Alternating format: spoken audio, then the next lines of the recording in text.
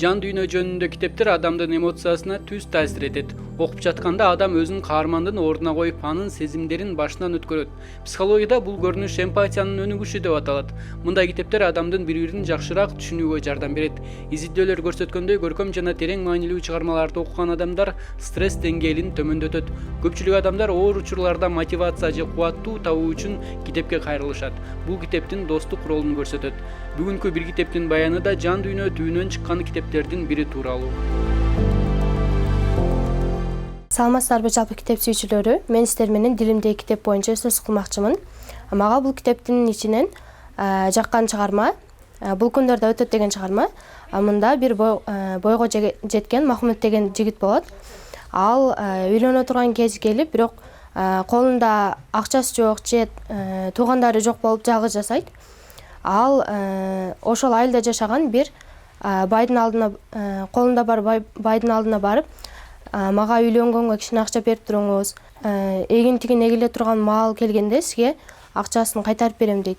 Бирок ал дыйкан айтат: мен силер ойлогончалык бай эмесмин, менде болгону бир топозум бар, ошо менен гана дыйканчылык менен алектенем дейт. Мага анда ошол топозуңузду берип туруңуз, ошону сатып үйлөнөйүн, анан эгин тигин эгиле турган маал келгенде топозуңузду кайтарып берем. Эгер сиздин топозуңузду кайтарып бербесем, ошонун ордуна сизге жардам берип, өзүм сокко тартып эгин тигин эккенге жардам берем деп дыйкан экөө келишим түзөт. Кийин бала дыйкандын топозун алып базарга барып сатып, кийин үйлөнөт.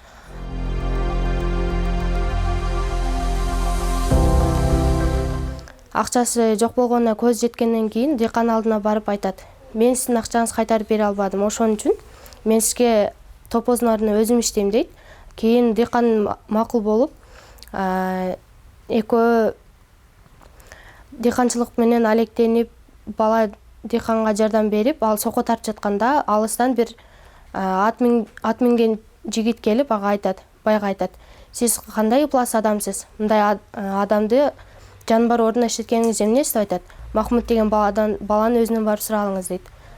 Сен эмнеге жанбардын ордуна мынтип иштеп жатасың бул жерде, сокко тартып дегенде, ал айтат: биз ушинтип келишим түзгөнбүз, ошон үчүн мен мына адам алдында иштеп атам дейт. Кийин бала жигитке айтат: бул күндөр да өтөт, ушул бойдон калбайт дейт.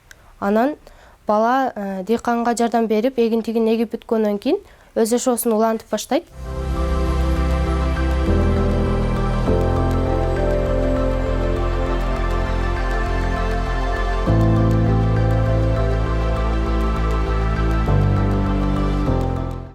Кийинчерээк аны ошол жерде иштеп жүргөндөн кийин айылга кан шайлаш керек болот. Айылдын ичинен тандап отуруп, жигиттердин жашы ошол Махмутка туура келет. Махмутту хан кылып шайлашкандан кийин ал тез эле байып кетет.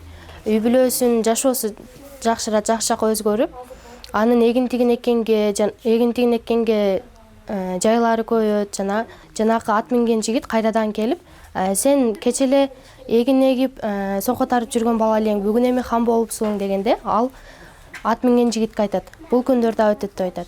Мен бул китептен өзүм алган таасирлерим, мен бул китепти окугандан кийин сабырдуу болууга жана адамдар менен пикир алышууда кантип туура сүйлөө керек, ошолорду үйрөндүм. Бул китепти жалпы эле окурмандарга сунуштаймын. Бул китепти окуган адам арманы жок деп ойлойм да. Айрым белгилүү чыгармалар, мисалы Кичинекей Ханзада чыгармасы ар кайсы жаштагы адамдарга ар башкача таасир берип, ар бир окуганда жаңы маанини ача алат. Көп өлкөлөрдө библиотерапия ыкмасы колдонулат.